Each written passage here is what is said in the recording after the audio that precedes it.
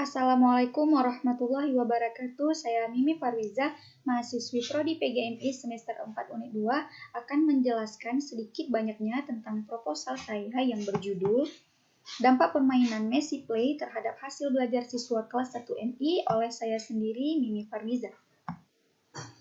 Selanjutnya, latar belakang masalahnya yaitu, jadi siswa kelas 1 MI itu masih bisa dikategorikan sebagai anak-anak pada masa Golden Age. Jadi Golden Age ini adalah sekitaran umur 5, 6, bahkan sampai 7 tahun. Jadi karena pada masa ini merupakan masa yang paling efektif untuk pengembangan potensi yang meliputi pembiasaan, bahasa, kognitif, motorik, serta seni, maka untuk agar pertumbuhan dan perkembangan potensi anak berlangsung secara optimal, maka dibutuhkan kondisi dan stimulus yang sesuai dengan kebutuhan tersebut. Jadi salah satu aspek kemampuan yang paling penting untuk dikembangkan oleh anak-anak pada usia Golden Age ini adalah kemampuan motorik halus dan kasar anak. Jadi kemampuan motorik itu adalah kemampuan yang melibatkan otot-otot tubuh. Jadi jika halus, kemampuan motorik halus itu yang melibatkan otot-otot kecil, sedangkan yang kasar lebih dari peningkatan dari motorik halus tadi, ataupun bisa dikatakan sudah bisa melakukan gerakan-gerakan yang lebih berat. Jadi selanjutnya saya akan menjelaskan dulu tentang Messy Play. Jadi Messy Play ini adalah sebuah permainan yang merangsang sensor motorik halus dan kasar. Jadi hubungan antara tadi permainan Messy Play dengan sensor motorik itu adalah karena permainan Messy Play ini mampu merangsang sensor motorik halus dan kasar pada anak. Jadi permainan Messy Play ini bisa dikatakan dengan permainan yang bermain kotor-kotoran atau berantakan. Akan tetapi anak-anak di sini bukan hanya kotor-kotoran saja, akan tetapi dia mampu bereksplorasi dengan menggunakan berbagai bahan dan alat, dan juga di sini panca indera sang anak itu jauh lebih aktif. Selanjutnya, rumusan masalah. Jadi dalam penelitian ini dapat dirumuskan beberapa masalah sebagai berikut. 1. Adakah korelasi atau hubungan dari penerapan bermain Messy Play dalam meningkatkan kemampuan motorik halus dan kasar anak di kelas 1 MI? Selanjutnya, apa saja sih dampak dari permainan Messy Play terhadap hasil belajar siswa kelas 1 MI?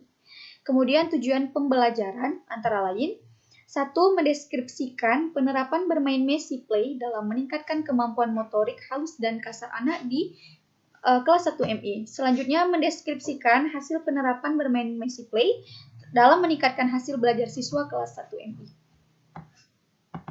Selanjutnya, manfaat dari penelitian, yaitu 1. Memberikan informasi kepada pelajar atau siswa tentang dampak permainan Messy Play. Jadi di sini siswa atau anak-anak ini menjadi tahu apa sih dampak dari permainan Messy Play ini. Bukan hanya bermain, bukan sekedar bermain, akan tetapi ada dampak-dampak positif, serta dia juga mampu memperoleh pengetahuan, serta juga menjadi lebih aktif, kreatif, imajinatif, serta inovatif.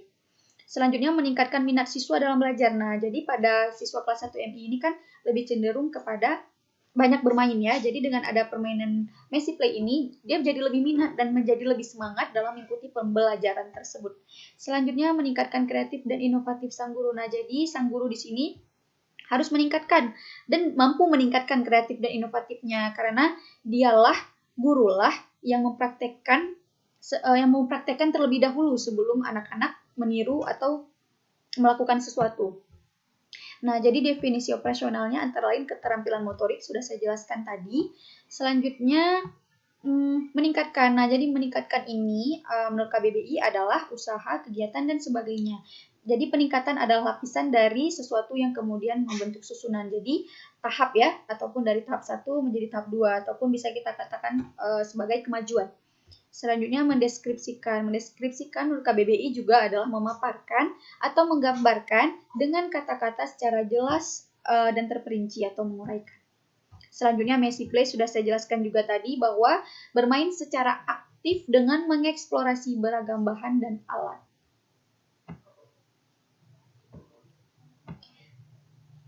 Selanjutnya, hipotesis. Jadi sebelum melakukan penelitian, sudah kita ketahui bahwa kita harus mengajukan hipotesis terlebih dahulu. Hipotesis itu adalah dugaan sementara yang harus diuji kebenarannya, yang berfungsi untuk mengarahkan kegiatan penelitian untuk mencapai tujuan yang diinginkan. Jadi dalam mengajukan hipotesis ini diajukan beberapa hipotesis sebagai berikut, terbagi atas 2 macam, yaitu satu hipotesis nihil atau H0, yaitu tidak ada hubungan antara permainan Messi Play terhadap hasil belajar siswa kelas 1 MI. Sedangkan yang kedua yaitu hipotesis alternatif atau HA, yaitu ada hubungan antara permainan Messi Play terhadap hasil belajar siswa kelas 1 MI. Selanjutnya populasi dan sampel penelitian. Nah, jadi dalam proposal saya memilih populasinya itu adalah seluruh siswa kelas 1 MI saja. Kemudian sampel penelitiannya yaitu diambil secara acak kelas 3 yang dianggap mewakili seluruh siswa kelas 1 MI. Nah, kemudian masuk ke bab 2 atau tinjauan teoritis. Jadi, pengertian dari permainan Messi Play sudah kita ketahui tadi.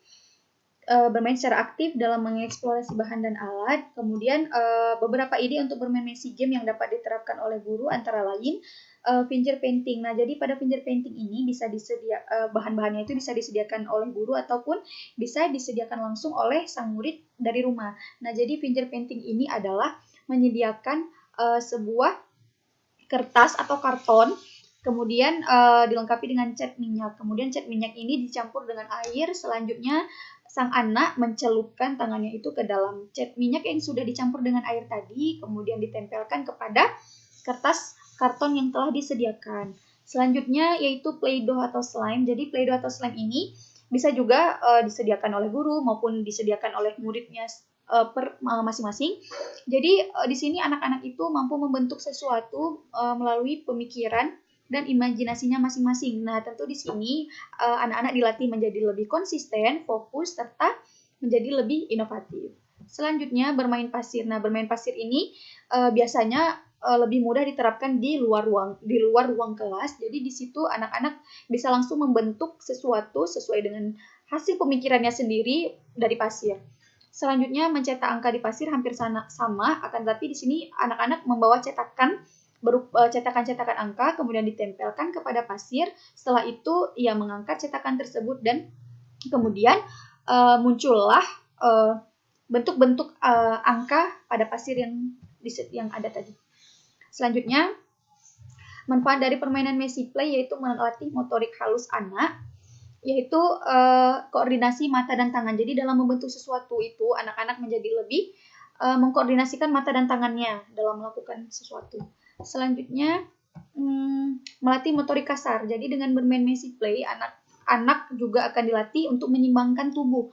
Nah, jadi itulah sebabnya Messi Play membantu anak memiliki keseimbangan tubuh yang baik, koordinasi tubuh dan kekuatan otot yang baik.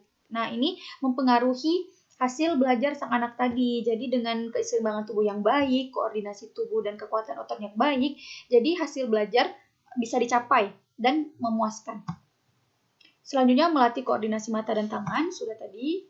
Melatih kepedulian terhadap sekitar. Jadi anak-anak menjadi lebih peduli terhadap sekitar-sekitarnya.